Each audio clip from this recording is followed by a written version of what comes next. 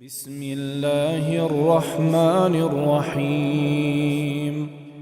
إن قارون كان من قوم موسى فبغى عليهم وآتيناه من الكنوز ما إن مفاتحه لتنوء بالعصبة أولي القوة إذ قال له قومه لا تفرح إن الله لا يحب الفرحين وابتغ فيما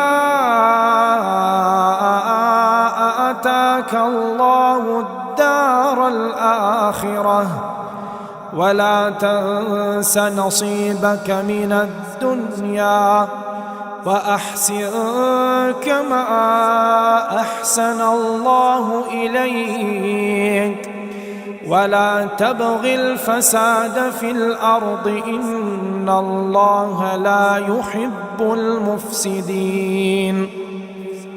قال إنما أوتيته على علم عندي أولم يعلم أن الله قد أهلك من قبله من القرون من هو أشد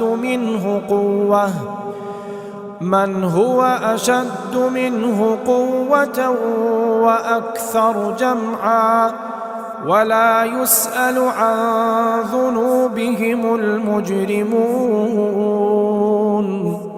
فخرج على قومه في زينته قال الذين يريدون الحياة الدنيا يا ليت لنا مثل ما أوتي قارون إنه لذو حظ عظيم.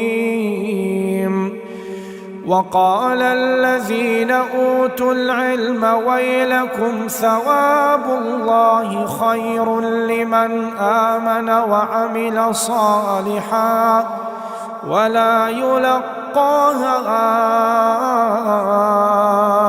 إلا الصابرون. السلام عليكم ورحمة الله وبركاته.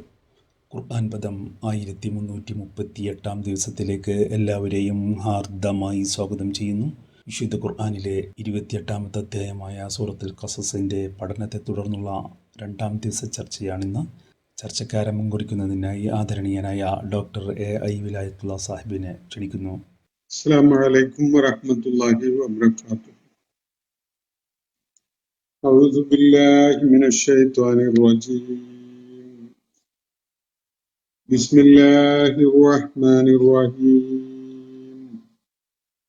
ഇന്ന ഖാറൂന കാന മിൻ ഖൗമി മൂസാ ഫബഗാ അലൈഹിം വആതൈനാഹു മിനൽ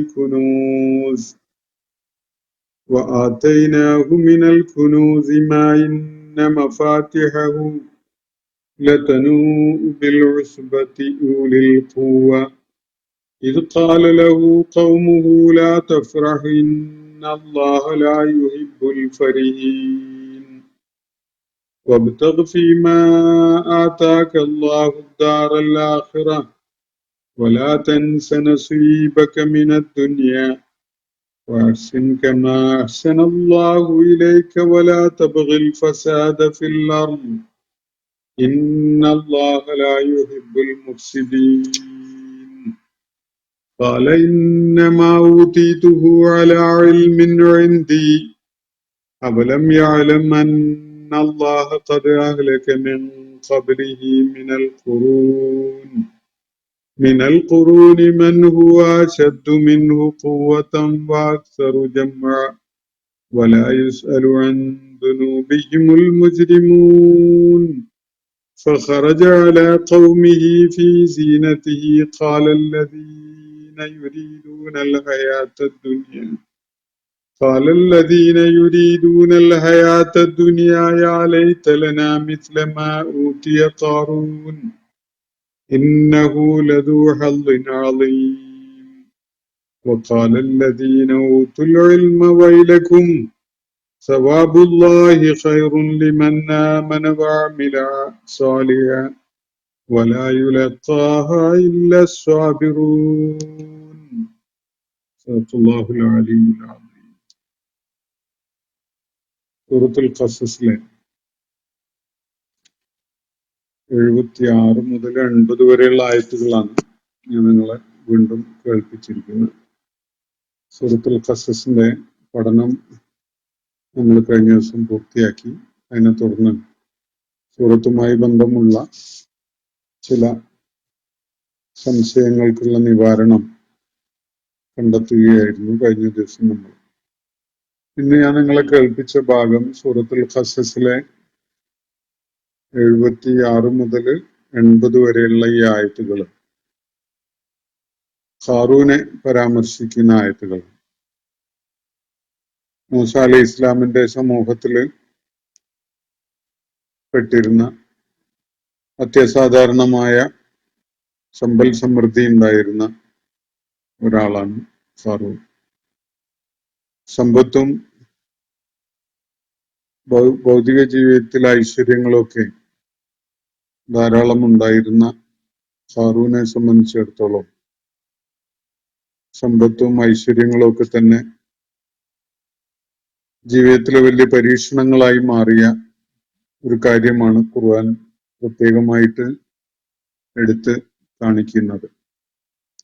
ബനു ഇസ്രായേൽ സമൂഹത്തിൽ പെട്ടിരുന്ന ആള് എന്നുള്ള നിലക്ക് ഹാറൂനെ സംബന്ധിച്ചിടത്തോളം ഇരകളാക്കപ്പെടുന്ന ഒരു സമൂഹത്തിന്റെ പ്രതിനിധി എന്ന നിലക്ക് ആ സമൂഹത്തിന്റെ പൊതുവായ പ്രശ്നങ്ങളെ കുറിച്ച് വ്യാകുലപ്പെടേണ്ട ഒരു സാമൂഹ്യ സാഹചര്യം നിലനിൽക്കുന്നുണ്ടായിരുന്നു. പക്ഷെ ഖാറൂൻ അയാളുടെ സാമ്പത്തിക താല്പര്യങ്ങളെ മുൻനിർത്തിക്കൊണ്ട് ശത്രുപക്ഷത്തെ പ്രീണിപ്പിച്ചും അവരോട് ഒട്ടിനിന്നും അവരുടെ നിലപാടുകളെ പിന്തുണച്ചും അവരുടെ നയങ്ങളെ ന്യായീകരിച്ചും ഒക്കെയുള്ള സ്വന്തം താല്പര്യങ്ങൾ സംരക്ഷിക്കുന്ന ഒരു പ്രവൃത്തിയിലായിരുന്നു ഖാറൂൻ ഉണ്ടായിരുന്നത്. ഈ ഒരു പ്രവണത, ഈ ഒരു പ്രതിഭാസം എല്ലാ സമൂഹങ്ങളിലും, പ്രത്യേകിച്ച് വേട്ടയാടപ്പെടുന്ന, അരികുവൽക്കരിക്കപ്പെടുന്ന, പാർശ്വവൽക്കരിക്കപ്പെടുന്ന സമൂഹങ്ങളിലൊക്കെ തന്നെ ഒറ്റപ്പെട്ട നിലയ്ക്ക് ഇങ്ങനെയുള്ള പ്രതിഭാസങ്ങളെ കാണാൻ സാധിക്കും. അവര് ഒരു പരീക്ഷണം എന്ന നിലയ്ക്ക് അള്ളാഹു അവർക്ക് ധാരാളം സമ്പത്തും അഭിവൃദ്ധിയും ഒക്കെ നൽകിയിട്ടുണ്ടായിരിക്കും. അത്തരം സാമ്പത്തിക താല്പര്യങ്ങളെ, ഭൗതിക ജീവിതവുമായി ബന്ധപ്പെട്ടുകൊണ്ടുള്ള താല്പര്യങ്ങളെ മുൻനിർത്തിക്കൊണ്ട് അവര് പലപ്പോഴും അത്തരം താല്പര്യങ്ങൾ പൂർത്തീകരിക്കുന്ന ലക്ഷ്യത്തോടുകൂടി സമുദായത്തിന്റെ പൊതുലക്ഷ്യം മറക്കുകയും അതിൽ അശ്രദ്ധരാവുകയും പലപ്പോഴും സമുദായ താല്പര്യങ്ങളെ അപകടപ്പെടുത്തിക്കൊണ്ട് തന്നെ ശത്രുപക്ഷത്തിന് വിടുവേല ചെയ്യുന്ന ഒരു നിലപാട് സ്വീകരിക്കുകയൊക്കെ ചെയ്യും. ഇത് ഈ കാറ്റഗറിയിലുള്ള, ഈ പ്രത്യേകമായ മനോഘടനയുള്ള ആളുകളുടെ ഒരു പൊതു സ്വഭാവമായിട്ട് നമുക്ക് കാണാൻ സാധിക്കും. ഖാറൂനെ പരാമർശിച്ചുകൊണ്ടുള്ളതാണ് ഞാൻ നിങ്ങളെ കേൾപ്പിച്ചിട്ടുള്ള ആയത്തുകൾ.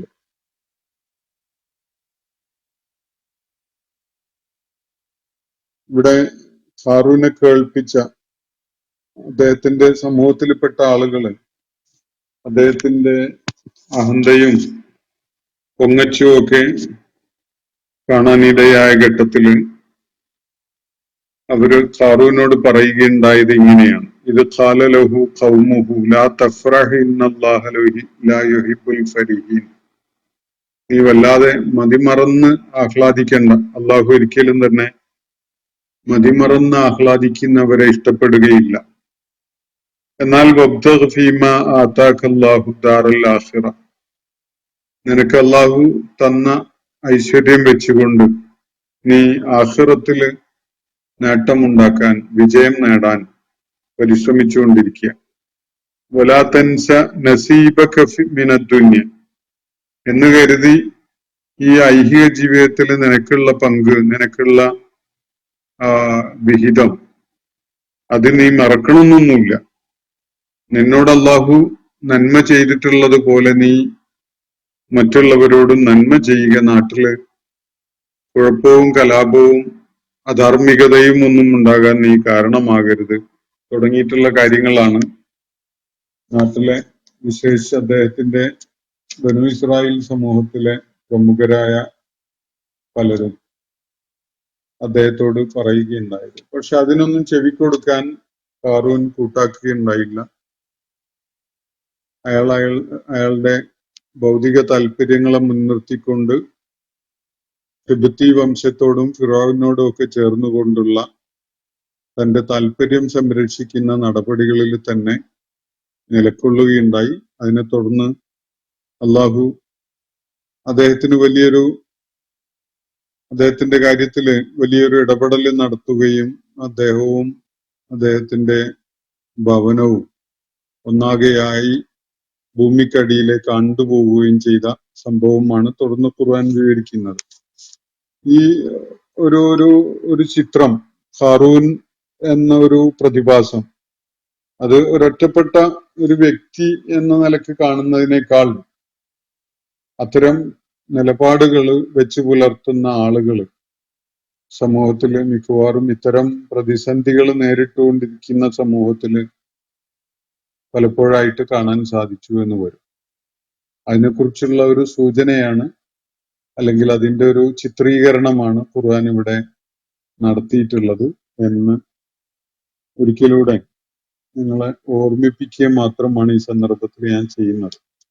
ഒന്ന് രണ്ട് ചോദ്യങ്ങൾ ഇവിടെ വന്ന് കിടപ്പുള്ളത്. ഒന്ന്, സൂറ അൽ ഇസ്രായില് ബനു ഇസ്രായേലികളെ 2 പ്രാവശ്യം ശിക്ഷിക്കപ്പെട്ടത് പറയുന്നുണ്ട്.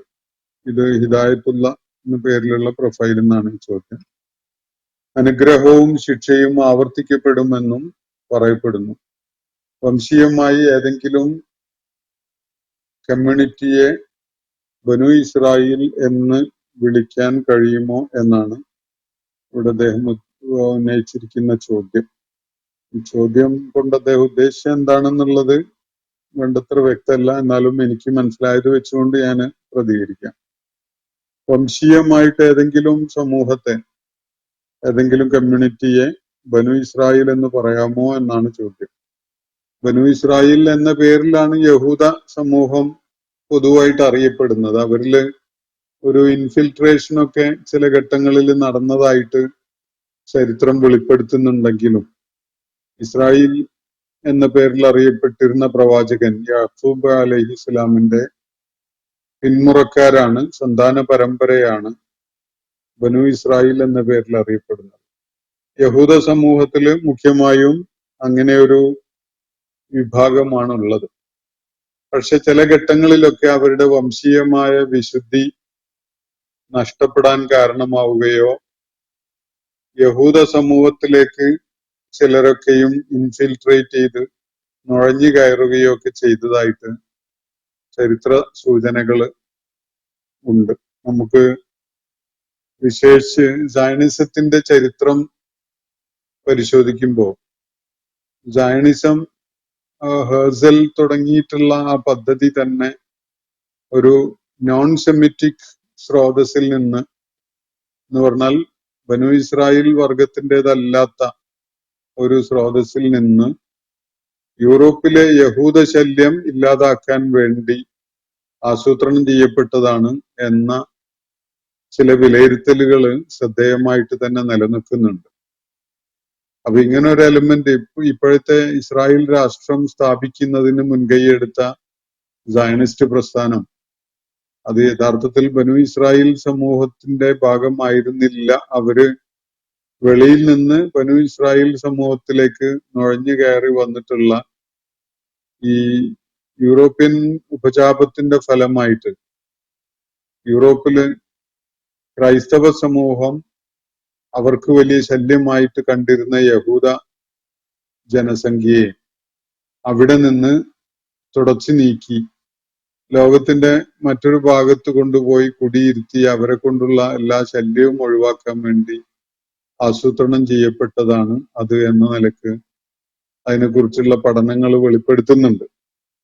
എന്തായാലും ഇന്ന് നിലനിൽക്കുന്ന ബനു ഇസ്രായേൽ സമൂഹം എന്നത് ഏറെക്കുറെ നമുക്ക് ഈ ഇസ്രായേൽ പ്രവാചകന്റെ പിന്മുറക്കാരായിട്ട് അവരുടെ പിൻതലമുറയായിട്ട് മനസ്സിലാക്കാം എന്നാണ് ഞാൻ കരുതുന്നത്. കൃത്യമായിട്ട് അവര് ബനു ഇസ്രായേൽ വിഭാഗത്തിൽ പെട്ടതാകാൻ ഇടയില്ലെങ്കിലും ഏകദേശമൊക്കെ അവര് ഇസ്രായേൽ പ്രവാചകന്റെ പിന്മുറക്കാരായി മനസ്സിലാക്കാവുന്നതാണ്. കാരണം അത്രയും വലിയ വംശീയത കൊണ്ട് നടക്കുന്ന ഒരു സമൂഹമാണ് അവർ. വെളിയിൽ നിന്ന് ആളെ എടുക്കൂലാത്ത ഒരുതരം ബ്രാഹ്മണ സ്വഭാവം ഈ സമൂഹവും കൊണ്ട് നടക്കുന്നത് കാണാൻ കഴിയും. അവരുടെ ആ ബ്രാഹ്മണ മേൽജാതി വരേണ്യവർഗത്തിലേക്ക് പുറത്തുനിന്ന് ആളെ എടുക്കൂല എന്നുള്ള ഒരു നിലപാടുള്ള പോലെ തന്നെ ബനു ഇസ്രായേൽ സമൂഹം ഇത് രണ്ടും ഒന്നാവാനും സാധ്യതയുണ്ട്. ഈ ബ്രാഹ്മണ എന്നുള്ളത് തന്നെ ബ്രാഹ്മണ എന്നുള്ളത് ആ പദം തന്നെ വന്നിട്ടുള്ളത് ഇബ്രാഹിം എന്നതിൽ നിന്നാണ് എന്നൊക്കെയുള്ള നിരീക്ഷണങ്ങളുണ്ട്. അപ്പോ ഒരു വംശം ബനു ഇസ്രായേലായിട്ട് അറിയപ്പെട്ടതായും പിന്നീട് മറ്റൊരു വിഭാഗം മധ്യേഷ്യയിൽ നിന്ന് യാത്ര ചെയ്ത് ഇന്ത്യയിലൊക്കെ എത്തി അവര് ബ്രാഹ്മണർ എന്ന പേരിൽ അറിയപ്പെട്ടതാണ് എന്നുള്ള നിലക്കൊക്കെയുള്ള നിരീക്ഷണങ്ങളുണ്ട്. അപ്പോ ഈ വിധത്തില് ഒരു ഇൻഫിൽട്രേഷനൊക്കെ നടന്നിട്ടുണ്ടാവാൻ ഇടയുണ്ടെങ്കിലും ഈ വംശീയ വിശുദ്ധി എന്നൊക്കെ പറഞ്ഞുകൊണ്ടുള്ള ഒരുതരം അതിശക്തമായ ജാതീയത കൊണ്ട് നടക്കുന്ന ഒരു വിഭാഗം എന്നുള്ള നിലക്ക് അവരുടെ ആ ഐഡന്റിറ്റി, ആ സ്വത്വം ബനു ഇസ്രായേൽ രൂപത്തിലുള്ളത് ബനു ഇസ്രായേൽ എന്നുള്ള നിലക്ക് തന്നെ ആവാനാണ് വലിയ സാധ്യതയുള്ളത് എന്നാണ് ഞാൻ മനസ്സിലാക്കുന്നത്. അപ്പോ വേറെ ഏതെങ്കിലും നിലക്ക് ആണ് ഈ ചോദ്യം കൊണ്ട് ബനു ഇസ്രായേൽ സമൂഹത്തിന്റെ സ്വഭാവപരമായ പ്രത്യേകതകളോ അല്ലെങ്കിൽ അള്ളാഹു ഒരു സമൂഹം എന്നുള്ള നിലക്ക് അവരെ ദൈവികമായി ചുമതലപ്പെടുത്തിയിരുന്ന ദൗത്യ നിർവഹണത്തിന്റെ ഉത്തരവാദിത്വവുമായി ബന്ധപ്പെട്ടുകൊണ്ടൊക്കെ ഉള്ളതാണെങ്കിൽ ഈ ചോദ്യത്തിന് നമ്മൾ വേറെ ചില ആംഗിളിൽ വിലയിരുത്തേണ്ടി വരും. അപ്പൊ എന്തായാലും വംശീയമായിട്ട് ഇവര് ഒരു സമൂഹം ബനു ഇസ്രായേൽ എന്ന പേരിൽ തന്നെ അറിയപ്പെടുന്നതില് ഇങ്ങനെ ചില അപവാദങ്ങള് ചരിത്രത്തിന്റെ ചില ഒറ്റപ്പെട്ട സംഭവങ്ങളൊക്കെ മാറ്റി നിർത്തിയാൽ അങ്ങനെ തന്നെയാണ് നിലനിൽക്കുന്നത് എന്നാണ് ഞാൻ മനസ്സിലാക്കുന്നത്. മറ്റൊരു ചോദ്യം ഇവിടെ വന്നിട്ടുള്ളത് ഇബ്രാഹിം കുണ്ടൂർ എന്നാണ്. മൂസ നബി അലൈഹി ഇസ്ലാമിന്റെയും റസൂൽ സല്ലല്ലാഹു അലൈഹി വസല്ലമയുടെയും ചരിത്രങ്ങളും നമ്മുടെ രാജ്യത്തിന്റെ സമകാലിക ചുറ്റുപാടുകളും തമ്മിൽ ഒരുപാട് സാമ്യത തോന്നുന്നു.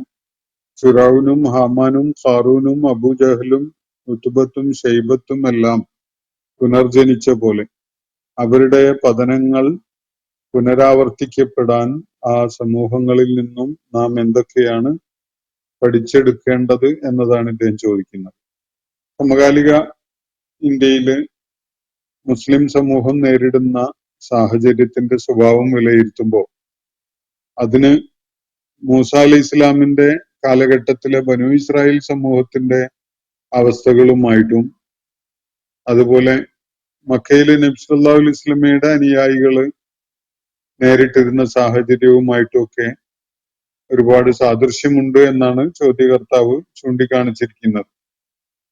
അതുകൊണ്ട് ഈ രണ്ട് സമൂഹങ്ങളുടെയും മേൽ അള്ളാഹുവിന്റെ പ്രവാചകന്മാരുടെ ദൗത്യം വിജയം കണ്ടെത്തിയ ചരിത്രം എന്ന് പറഞ്ഞാൽ ഈ അഹങ്കാരികളും ധിക്കാരികളുമായ സമൂഹത്തെ നിയന്ത്രണത്തിൽ കൊണ്ടുവരികയും അവര് പിൽക്കാലത്ത് പ്രവാചകന്മാരുടെ ദൗത്യം ഏറ്റെടുത്ത് നിർവഹിക്കുന്നവരായി അതിന്റെ പിന്തുടർച്ചക്കാരായിട്ടൊക്കെ മാറിയതൊക്കെയാണല്ലോ ചരിത്രം.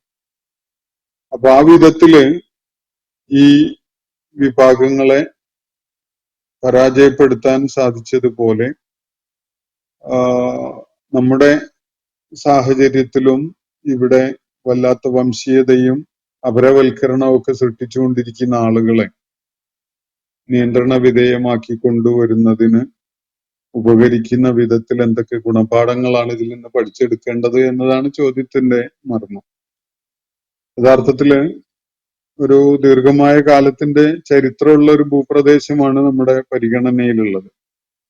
അവിടെ നൂറ്റാണ്ടുകളോ സഹസ്രാബ്ദങ്ങളോ ആയി നിലനിൽക്കുന്ന ഒരു ബഹുദൈവത്വത്തിന്റെ ജീവിത ദർശനമാണ് അടിസ്ഥാനപരമായിട്ടുള്ളത്. അതൊന്നും അത്ര കൃത്യതയോടെയോ പ്രതിബദ്ധതയോടെയോ ആരും പാലിക്കുകയോ പിന്തുടരുകയോ ഒന്നും ചെയ്യുന്നില്ല എങ്കിൽ പോലും സമൂഹത്തിന്റെ പൊതുഘടന നിർണയിക്കുന്നതിൽ അതിന് വലിയ പങ്കുണ്ട്. അപ്പൊ ഇക്കാര്യത്തില് നമ്മള് എന്ത് ഗുണപാഠമാണ് ഈ സംഭവങ്ങളിൽ നിന്ന് ഉൾക്കൊള്ളേണ്ടത് എന്ന് ചോദിക്കുമ്പോൾ യഥാർത്ഥത്തിൽ ഈ രണ്ട് സമൂഹങ്ങളും വിജയപാതയിലേക്ക് എത്തുന്നത് പ്രവാചകന്മാര് മുന്നോട്ട് വെച്ച സത്യം പിന്തുടരാനും അതില് മുറുകെ പിടിച്ചുകൊണ്ട് നിലകൊള്ളാനും ഒക്കെ അവര് സന്നദ്ധരായിക്കൊണ്ട് അവരുടെ ഭൗതിക താല്പര്യങ്ങളെ മാറ്റി നിർത്തി അള്ളാഹുവിന്റെ മാർഗത്തില് ത്യാഗസന്നദ്ധതയോടുകൂടി നിലകൊള്ളാനും അവര് സന്നദ്ധരായപ്പോഴാണ് ഈ രണ്ട് സമൂഹത്തിനും അവരുമായി ബന്ധപ്പെട്ട അവരെ അടക്കി വാണിരുന്ന സമൂഹങ്ങളെ നിയന്ത്രിക്കാൻ കഴിയുന്ന വിധത്തില് മേധാവിത്വം അവർക്ക് നേടാൻ സാധിക്കുന്നത്.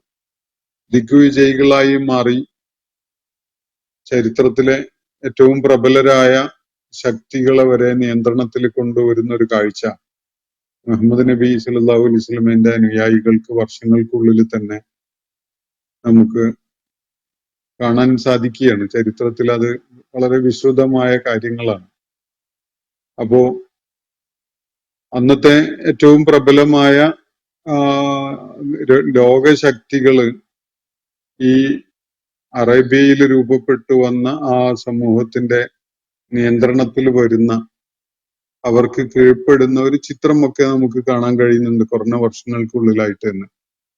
അപ്പൊ ഈ വിധത്തിൽ അവര് വലിയ ഉയർച്ച നേടിയിട്ടുള്ളത് അതിന്റെ രഹസ്യം യഥാർത്ഥത്തിൽ അവര് നിലകൊണ്ടത് സത്യത്തിനു വേണ്ടിയാണ് എന്നതാണ്. ഈ പ്രവാചകന്മാരെ പിൻപറ്റിക്കൊണ്ട് രംഗത്ത് വന്ന സമൂഹം ഒരിക്കലും തന്നെ അവർ തിരിച്ചറിഞ്ഞ ഹക്കിനോടുള്ള പ്രതിബദ്ധതയിൽ അവര് വെള്ളം ചേർക്കാതിരിക്കുന്ന കാലത്തോളം അവര് പരാജയപ്പെടേണ്ട ആളുകളല്ല, അവര് വിജയിക്കേണ്ട ആളുകളാണ്. കാരണം അവരുടെ കയ്യിലുള്ളത് സത്യമാണ്. ഖുർആനിൽ ഒരിടത്ത് സൂറത്തുൽ ഇസ്രായിൽ 81-ാമത്തെ ആയത്തിൽ ഇങ്ങനെ കാണാൻ കഴിയും. നബി സല്ലല്ലാഹു അലൈഹി വസല്ലമയോട് ഇങ്ങനെ പറയാൻ വേണ്ടി അള്ളാഹു കൽപ്പിക്കുകയാണ്. ഖുൽ ജാഅൽ ഹഖ്ഖു വസഹഖൽ ബാത്തിലു ഇന്നൽ ബാത്തില കാന സഹൂഖ. പറയുക, സത്യം എത്തിയിരിക്കുന്നു, അസത്യം പരാജിതമായിരിക്കുന്നു, തീർച്ചയായിട്ടും അസത്യം നശിക്കാനുള്ളതാണ്, പരാജയപ്പെടാനുള്ളതാണ്. അത് സൂചിപ്പിക്കുന്ന ഒരു സംഗതി, അസത്യം ബാത്തിൽ എന്ന് പറഞ്ഞാൽ അതിന്റെ ഇനവിറ്റബിൾ ആയ, അതിന്റെ വളരെ അനിവാര്യമായ പരിണിതി എന്ന് പറയുന്നത് തന്നെ അത് കൂമ്പടയുക, പരാജയപ്പെടുക എന്നതാണ്. കാരണം അത് ബാത്തിലാണ്. ബാത്തില് എന്ന് പറഞ്ഞാൽ അസത്യമാണ്, അവാസ്തവമാണ്. അവാസ്തവമായ ഒരു സംഗതിയെ അടിസ്ഥാനപ്പെടുത്തിക്കൊണ്ടുള്ള ഒരു സംഗതിയും ദീർഘകാലം നിലനിൽക്കുക എന്നത് അതിന് അർഹതപ്പെട്ട ഒരു സംഗതിയല്ല. അത് അബദ്ധമാണ്, തെറ്റാണ്, അവാസ്തവമാണ്, ബാത്തിലാണ്. ബാത്തിൽ നിലനിൽക്കാനുള്ളതല്ല, തകർന്നു പോകാനുള്ളതാണ്. പക്ഷെ ഹക്കിനുള്ള ഒരു പരീക്ഷണം എന്ന നിലക്ക് ആ ഹക്ക് നേരിടുന്ന പ്രതിസന്ധികൾ രൂക്ഷമാവാനൊക്കെ സാധ്യതയുണ്ട്. അങ്ങനെ രൂക്ഷമാകുമ്പോ ബാത്തില് കുറച്ചു കാലമൊക്കെ ഇങ്ങനെ ശക്തിയും മേൽക്കോയ്മയൊക്കെ കാണിച്ചുകൊണ്ട് നീങ്ങും. പക്ഷെ തീർച്ചയായിട്ടും ഹക്കിനാണ് വിജയിക്കാൻ അർഹതയുള്ളത്. കാരണം അത് ഹക്കാണ് എന്നതാണ്, അതാണ് സത്യം എന്നതാണ് അതിന് വിജയത്തിനുള്ള നിദാനം, അതിന്റെ കാരണം. പക്ഷെ അതിനുവേണ്ടി നിലകൊള്ളുന്ന ആളുകൾ നിരന്തരമായി പരീക്ഷിക്കപ്പെടും. അള്ളാഹുവിനോടുള്ള അവരുടെ പ്രതിബദ്ധതയും ആത്മാർത്ഥതയും ഒക്കെ വിലയിരുത്തപ്പെടും. അതിന് പറ്റുന്ന, അതിനുതകുന്ന വിധത്തിലുള്ള അതിസങ്കീർണമായ സാഹചര്യങ്ങളിലൂടെ അവർ കടന്നു പോവുകയൊക്കെ ചെയ്യും. ഇതാണ് വസ്തുത. അപ്പോ നമ്മൾ വിഷയത്തിലേക്ക് വരുമ്പോ ഏറ്റവും പ്രാഥമികമായി മനസ്സിലാക്കാനുള്ള ഒരു കാര്യം, സത്യമാണ് വിജയിക്കുക. കാരണം അതാണ് സത്യം എന്നതാണ്. ബാത്തില് വിജയിക്കൂല. ബാത്തില് താൽക്കാലികമായി അങ്ങനെ വിജയിക്കുന്ന പോലെയൊക്കെ നമുക്ക് തോന്നിയെന്ന് വരും. അത്രേ ഉണ്ടാവുള്ളൂ. കാരണം അത് ബാത്തിലാണ് എന്നതാണ്. പക്ഷെ സത്യത്തിന്റെ വിജയം അകന്നു പോകുന്നതും നീണ്ടു പോകുന്നതും പലപ്പോഴും സത്യത്തിന്റെ പ്രതിനിധാനം ഏറ്റെടുത്തിരിക്കുന്ന ആളുകള് ആ വിജയം നേടാൻ അർഹതയുള്ളവരല്ലാതാകുമ്പോഴാണ്. ബനൂ ഇസ്രായേൽ സമൂഹത്തെ ചെങ്കടല് കടന്ന് സിനായ് മരുഭൂമിയിൽ എത്തിയതിനു ശേഷം അള്ളാഹു പരീക്ഷിക്കുകയുണ്ടായി. ഈജിപ്തില് അവരുടെ പ്രതിബദ്ധതയും വിശ്വാസപരമായ അവരുടെ ഗുണവും ഒക്കെ തന്നെ എല്ലാവർക്കും കാണുകയും അറിയുകയും ഒക്കെ ചെയ്യാവുന്ന വിധത്തില് വളരെ തിളക്കം കുറഞ്ഞതായിരുന്നു. വളരെ കുറഞ്ഞ ആളുകൾ ഒഴിച്ചു നിർത്തിയാൽ പ്രതിബദ്ധത കാണിക്കുന്നവരായിട്ട് വളരെയൊന്നും ആളുകളെ കാണാൻ സാധിക്കുമായിരുന്നില്ല എന്നതാണ് ബനൂ ഇസ്രായേലിന്റെ ആ ഘട്ടത്തിലെ അവസ്ഥ. എന്നാല് സിനായ് മരുഭൂമിയില് അവരെ പലതിനും യോഗ്യരും പ്രാപ്തരും ഒക്കെ ആക്കി കൊണ്ടുവരുന്നതിന് വേണ്ടിയുള്ള ചില നടപടികൾ അള്ളാഹു സ്വീകരിക്കുന്നുണ്ട്. അവർക്ക് ചില പരീക്ഷണങ്ങൾ കൊടുക്കുന്നുണ്ട്. പശുവിനെ അറുക്കാൻ ആവശ്യപ്പെട്ടതും സാമിരി പശുക്കുട്ടിയെ ഉണ്ടാക്കി ആരാധിക്കാൻ പ്രേരിപ്പിച്ചതും മൂസ അലൈഹിസ്സലാം ഏതാനും ദിവസങ്ങള് തൂർ പർവ്വതത്തിന്റെ അടുക്കലേക്ക് പോയി അവരിൽ നിന്ന് മാറി നിന്നതും ഒക്കെ അതിനുള്ള സാഹചര്യങ്ങളായിരുന്നു. എന്തായാലും ബനൂ ഇസ്രായേൽ സമൂഹം തുടക്കത്തില് അതിനുള്ള യോഗ്യതയും കഴിവും പ്രതിബദ്ധതയും ഒന്നും ഉള്ളവരായിട്ട് കാണപ്പെടുകയുണ്ടായില്ല. അള്ളാഹു അവർക്ക് 40 വർഷമാണ് മരുഭൂമിയില് അലയാൻ വേണ്ടി വിധിക്കുകയുണ്ടായത്. ഇത് അവരുടെ ഒരു പരിശീലനത്തിന് കൂടി വേണ്ടിയാണ്. 40 വർഷത്തെ മരുഭൂമിയിലെ കഠിനമായ അനുഭവങ്ങൾ സഹിച്ചും അനുഭവിച്ചും ഒക്കെയാണ് ആ ബനൂ ഇസ്രായേൽ സമൂഹം ഫലസ്തീനിലേക്ക് എത്തിച്ചേരാനുള്ള യോഗ്യത ഉള്ളവരായിട്ട് മാറുന്നത്. മൂസ അലൈഹി ഇസ്ലാമിന്റെ കാലം പിന്നിട്ട് ശംവീൽ പ്രവാചകന്റെ കാലത്താണ് അവർക്ക് ഫലസ്തീനിലേക്ക് എത്താൻ സാധിക്കുകയൊക്കെ ചെയ്യുന്നത്. ഇതുപോലെയൊക്കെയുള്ള സാഹചര്യങ്ങള് നമ്മുടെ രാജ്യത്തും ഉണ്ടാവാനിടയുണ്ട്. കാരണം നമ്മുടെ ഇസ്ലാമിക സമൂഹം എന്ന് പറയുന്നത് അത്ര മാതൃകായോഗ്യമായ ഒരു സമൂഹമല്ല നമ്മുടെ കാലഘട്ടത്തിൽ. ഭൗതിക താല്പര്യങ്ങൾ അവരെ ഏറ്റവും ആഴത്തിൽ പിടികൂടിയിട്ടുണ്ട്. ഭൗതിക താല്പര്യങ്ങൾ അത് സമ്പത്തിനോടുള്ള ആർത്തിയോ അല്ലെങ്കിൽ സ്ഥാനമാനങ്ങള് പദവി അങ്ങനെയുള്ള സംഗതികൾ ഇതൊക്കെ ലക്ഷ്യമായി മാറുകയാണ്. യഥാർത്ഥത്തിൽ അള്ളാഹുവിന്റെ തൃപ്തി ലക്ഷ്യമാക്കുക എന്നതാണ് ഒരു വിശ്വാസപാതയിലുള്ള ഒരാളുടെ ഏറ്റവും കരണീയമായ കാര്യം. എന്നാൽ അതിന് പകരം ഈ സത്യനിഷേധികളുടെ തന്നെ കൈകാര്യകർത്തൃത്വത്തിലുള്ള സാമൂഹ്യ സാഹചര്യത്തില് പ്രശംസ പിടിച്ചു പറ്റാനും സ്ഥാനവും പദവിയും അംഗീകാരവും ഒക്കെ കിട്ടാനും ഒക്കെ കൊതിക്കുന്നവരാണ് മുസ്ലിം സമൂഹത്തിലെ കൂടുതൽ പേരും എന്നത് നമുക്ക് കാണാതിരുന്നുകൂടാ. പല വിധത്തിലും ഭൗതികമായ താല്പര്യങ്ങളാണ് അവരെ സ്വാധീനിച്ചുകൊണ്ടേയിരിക്കുന്നത്. അള്ളാഹുവിന്റെ തൃപ്തി എന്നത് വളരെ വളരെ അകലെയായി മാത്രം അവർ കാണുന്ന ഒരു കാര്യമാണ്. ഈ ഒരു അവസ്ഥക്ക് മാറ്റം ഉണ്ടാകുന്നത് ഇത്തരം പ്രാതികൂല്യങ്ങളിലൂടെ കടന്നു പോവുകയും അത് അവരിലുണ്ടാക്കുന്ന ചിന്താപരമായ പരിവർത്തനം അത് അള്ളാഹുവിലേക്ക് മടങ്ങുവാൻ അവന്റെ ദൂതനെ അനുസരിച്ചുകൊണ്ടുള്ള ഒരു ജീവിതക്രമത്തിലേക്ക് തിരികെ പോകുവാൻ അള്ളാഹുവിന്റെ കിതാബ് അനുസരിച്ച് കാര്യങ്ങളെ ആസൂത്രണം ചെയ്യാനൊക്കെ കഴിയുന്ന ഒരു തലത്തിലേക്ക് അവർക്ക് എത്താൻ കഴിയുന്നത് ഈ ഇത്തരത്തിലുള്ള പരീക്ഷണാത്മകമായ പ്രതിസന്ധികൾ നിറഞ്ഞ അവസ്ഥയിലൂടെ കടന്നു പോവുക വഴിയാണ്. നമ്മുടെ ഇപ്പോ നിലനിൽക്കുന്ന സാഹചര്യത്തിലും അത്തരം അവസ്ഥകളൊക്കെ വളരെ പെട്ടെന്ന് തന്നെ വന്നു ചേരാനൊക്കെ ഇടയുണ്ട്. ഇസ്ലാമിക സമൂഹത്തിന് വലിയ പ്രതിസന്ധികൾ നേരിടാൻ കാരണമാവുന്ന വിധത്തിലുള്ള സാമൂഹ്യ മാറ്റങ്ങളൊക്കെ ഉണ്ടാവാൻ ഇടയുണ്ട്. അവിടെയൊക്കെ തന്നെ അള്ളാഹുവിനോട് പ്രതിബദ്ധതയുള്ള ഐക്യപ്പെട്ടുകൊണ്ട് ദീനിന്റെ മാർഗത്തിൽ നിലകൊള്ളാനും അള്ളാഹുവിനും അവന്റെ പ്രവാചകനും വിധേയത്വം കാണിച്ചുകൊണ്ട് പ്രതിബദ്ധത അവരോട് കാണിച്ചുകൊണ്ട് നീങ്ങുവാനൊക്കെ പറ്റുന്ന വിധത്തിലുള്ള ഒരു മനോഘടന രൂപപ്പെടുത്തിയെടുക്കുകയും അള്ളാഹുവിന്റെ കിതാബില് കൂടുതലായിട്ട് നമ്മൾ അതിന്റെ സൂചനകളെ മനസ്സിലാക്കിയിട്ട് നമ്മൾ സ്വയം പരിവർത്തിതരാവാനൊക്കെ സന്നദ്ധരാവുകയൊക്കെ ചെയ്യുക എന്നുള്ളതാണ് ഇതിന് നമ്മുടെ മുന്നിലുള്ള പോംവഴി. ഒരു കാര്യം തീർച്ചയാണ്, സത്യത്തിനു വേണ്ടി നിലകൊള്ളുന്നവരാണെങ്കിൽ ഇന്നല്ലെങ്കിൽ നാളെ അവര് വിജയിക്കുക തന്നെ ചെയ്യും. കാരണം ബാത്തില് സഹൂഖാണ്, ഹക്കാണ് വിജയിക്കുക. ഹക്കാണ് വിജയിക്കാൻ അർഹതയുള്ളത്. ബാത്തില് നാശമടയാനുള്ളതാണ്. അത് ഇന്നല്ലെങ്കിൽ നാളെ നാശം അടയും. അതിനിടക്ക് അള്ളാഹുവിന്റെ വിവിധങ്ങളായ പരീക്ഷണങ്ങൾ പല ഘട്ടങ്ങളിലും ആ സമൂഹം നേരിടേണ്ടി വരും എന്ന ഒരു വസ്തുത ഉൾക്കൊണ്ടുകൊണ്ട് തന്നെ നമുക്ക് പറയാൻ കഴിയുന്ന ഒരു കാര്യം, ഇന്നൽ ബാത്തുല കാന സഹൂഖ, ഹക്കാണ് വിജയിക്കുക. ഹക്ക് എത്തിക്കഴിഞ്ഞാൽ ബാത്തില് തകരും. ബാത്തില് തകരാൻ തന്നെ ഉള്ളതാണ് എന്നതാണ്. അപ്പോ പ്രതീക്ഷ കൈവിടാതെ ഹക്കിന്റെ മാർഗത്തിൽ നിലകൊള്ളുക, ബുദ്ധിപൂർവകമായ രീതിയിൽ സ്വാർത്ഥത മാറ്റിവെച്ചുകൊണ്ട് കാര്യങ്ങൾ ആസൂത്രണം ചെയ്യുക, ഇങ്ങനെയൊക്കെയുള്ള കാര്യങ്ങളാണ് നമുക്ക് ചെയ്യാനുള്ളത്. അത് അത്തരം നിലപാട് മാറ്റങ്ങളൊക്കെ തന്നെ സ്വാഭാവികമായിട്ട് അനുഭവങ്ങളിലൂടെ പാഠം ഉൾക്കൊണ്ടുകൊണ്ട് സമൂഹം പഠിക്കാനും ഇടയുണ്ട്. നമ്മൾ ശ്രമകരമായിട്ട് അത് നമ്മുടെ ജീവിതത്തിലേക്ക് ഇത്തരം പരിവർത്തനങ്ങൾ കൊണ്ടുവരാനുള്ള ശ്രമം നടത്തുകയും ചെയ്യേണ്ടതുണ്ട്. രണ്ടും ഒരുപോലെ തന്നെ പ്രവർത്തനക്ഷമമാവുകയും അള്ളാഹു കാര്യങ്ങളെ വിജയത്തിലേക്ക് എത്തിക്കുകയൊക്കെ ചെയ്ത് എന്ന് വരും. അതിനുള്ള സാധ്യത, കാരണം ഏത് നാടിനും അത് അർഹിക്കുന്ന ഒരു ദൈവിക ഇടപെടലുണ്ട്. നമ്മുടെ നാടിനെ സംബന്ധിച്ചിടത്തോളം ദീർഘമായ കാലം ഈ ദൈവിക അനുഗ്രഹങ്ങളൊന്നും വേണ്ടത്ര ലഭിച്ചു എന്ന് പറയാവുന്ന അവസ്ഥയിലല്ല ഉള്ളത്.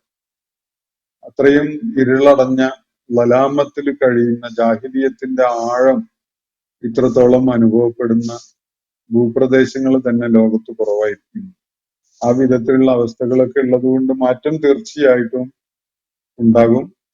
അത് അള്ളാഹുവിൽ വിശ്വാസം അർപ്പിച്ചുകൊണ്ട് പ്രയത്നങ്ങളിൽ ഏർപ്പെടുകയാണ് അതിന് വേണ്ടത് എന്ന് മാത്രം സൂചിപ്പിച്ചുകൊണ്ട് ഇന്നത്തെ സെഷൻ ഞാനിവിടെ അവസാനിപ്പിക്കുകയാണ്. സൂറത്തുൽ ഖസസുമായി ബന്ധപ്പെട്ടുകൊണ്ടുള്ള സംസാരമാണ്, ചർച്ചകളാണ് ഇതിനകം ഇവിടെ നടന്നിട്ടുള്ളത്. ഇൻഷാ അല്ലാഹ് നാളെ നമുക്ക് 29ാമത്തെ അധ്യായം സൂറത്തുൽ അൻകബൂത്തിന്റെ പഠനം ആരംഭിക്കാം. അള്ളാഹു നമ്മെ എല്ലാവരെയും അനുഗ്രഹിക്കുമാറാവട്ടെ. വാഖിർ ദഅ്വാന അനിൽ ഹംദുലില്ലാഹി റബ്ബിൽ ആലമീൻ. അസ്സലാമു അലൈക്കും വറഹ്മത്തുള്ളാഹി വബറകാതുഹു. ഇന്നത്തെ ഖുർആൻ പദം ഇവിടെ സമാപിക്കുന്നു. ഖുർആൻ പഠനത്തിൽ പങ്കെടുത്ത എല്ലാവർക്കും അല്ലാഹു അർഹമായ പ്രതിഫലം നൽകി അനുഗ്രഹിക്കട്ടെ. വആഖിർ ദഅ്വാന അനിൽ ഹംദുലില്ലാഹി റബ്ബിൽ ആലമീൻ. അസ്സലാമു അലൈക്കും വറഹ്മത്തുള്ളാഹി വബറകാതുഹു.